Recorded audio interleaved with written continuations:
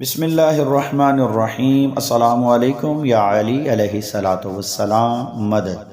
جی آج کا ہمارا سبق ہے احرام۔ احرام سب سے پہلا جو کام ہوتا ہے عمرے میں وہ احرام ہے۔ احرام میقات پر جب آپ پہنچے، میقات وہ جگہ جہاں سے احرام جس جگہ پر احرام باندھا جاتا ہے اسے کہتے ہیں میقات۔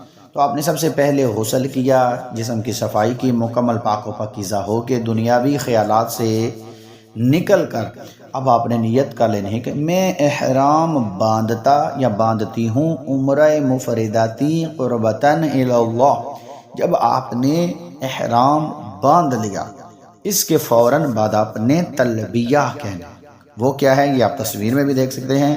لبیک اللہم لبیک لبیک لا شریک لک لبیک ان الحمد والنعمت لک والملک لا شریک لک۔ یہ ایک بار پڑھنا واجب ہے اور زیادہ بار پڑھنا مستحب ہے، بلکہ کہتے ہیں کہ جب آپ مکہ کی طرف جا رہے ہیں تو کوشش کریں کہ آپ رستے میں یہ تلبیہ جو ہے پڑھتے جائیں۔ جب آپ پہنچ جائیں وہاں مکہ میں تو پھر آپ اسے پڑھنا چھوڑ دیں۔ یہ آج پہلا سبق ہے احرام کے متعلق۔